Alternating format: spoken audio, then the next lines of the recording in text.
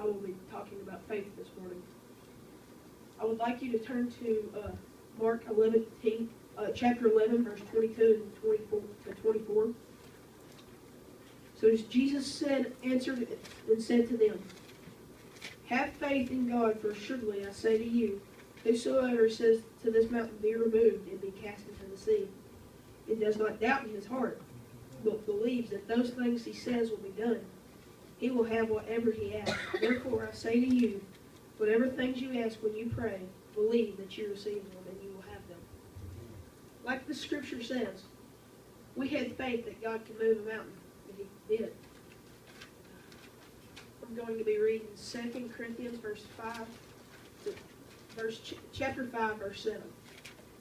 For we walk by faith and not by sight. We had faith that even though it seemed like there was no hope and the world looked dark, that God could heal that. Amen. I'm going to read from Hebrews chapter 11, verse 6. But without faith it is impossible to please him.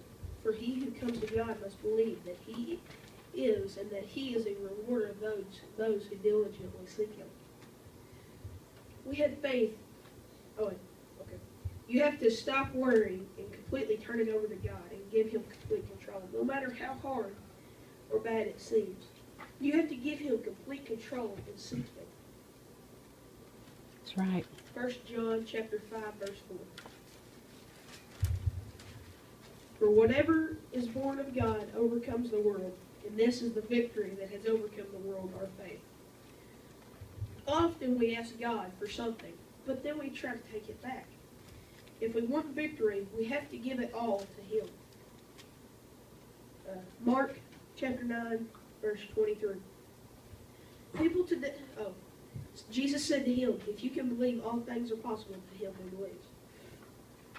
People today believe that God only did miracles in the Bible days. But if you believe in him, you will see he still does miracles today. That's right. That's right. Job chapter 2, verses 9 and 10.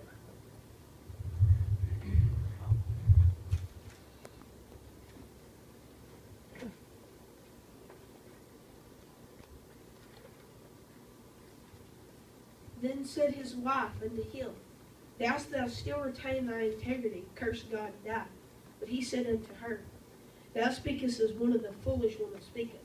What shall we receive? What shall we receive? Good at the hand of God, and shall we not receive evil? And all this did not Job sin with his lips. Job had his daughters and sons killed right before this, and his wife told him to curse God and die. Job went through this battle. God said Job was his most holy man. Job lost his sons and daughters to death, and his wife told him to curse God and die. Sometimes we go through very hard times, not even like this, but not even as big as this was. And when the world says, where's your God now? God will never leave your side if you put your faith in him and believe. Amen. Now I'd like to ask my dad to stand up and give his testimony. Okay, well, if you don't know me, my name's Don Turley, and in March of 2009, I had my first brain tumor. After surgery and treatment, I went for about 7 years without having anything else. But in August of 2016, I had another seizure, and the next 5 months was incredibly hard on me. It was very rough. In December, I had approximately 40 brain seizures. It's just like one every hour and 20 minutes, just bam, bam, bam. On January the 6th, I had surgery to remove a second tumor. That tumor was about the size of a golf ball. The first one, I don't even know because I was out of it for like 5 days. So the pathology came back that it was glioblastoma, grade 4. Doctors here didn't know what to do for me. So my family and my church started praying and fasting. On February the 3rd, we went to MD Anderson in Houston. The doctor there said if the pathology was correct, it only had 16 to 20 months to live.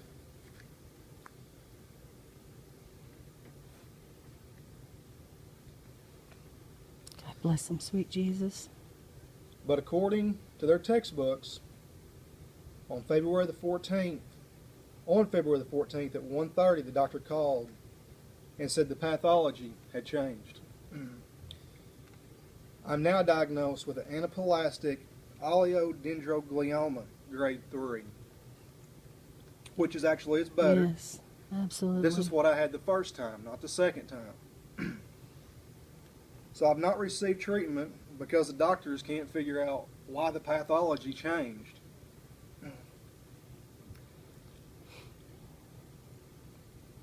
But we know who changed it. That's right. God changed it. Yes, he did. God changed every bit of it. And the only thing that I can say, I've had absolutely nothing. I feel wonderful. I go back to work tomorrow with no praise the Lord. restrictions. So Sweet. I feel Yeah, wonderful. sweet.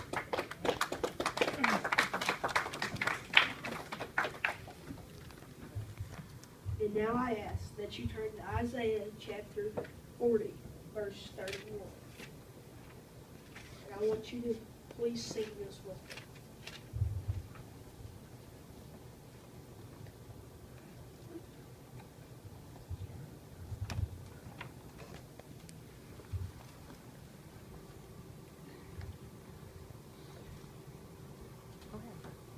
But they that wait upon the Lord shall renew their strength.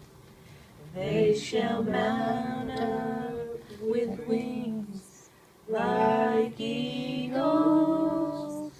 They shall run and not be weary. They shall walk and not faint. Teach me, Lord. Teach me, Lord, to wait. They that wait upon the Lord shall renew their strength. They shall mount up with wings like eagles. They shall run and not be weary. They shall walk and not faint. Teach me, Lord, teach me, Lord, to wait. And now that I ask, if there is anyone here today that doesn't know God, I ask you today to ask Him in your hearts today, because that is the only way to heaven. That's right. Now I'm going to turn it back over to Uncle Tony. Right.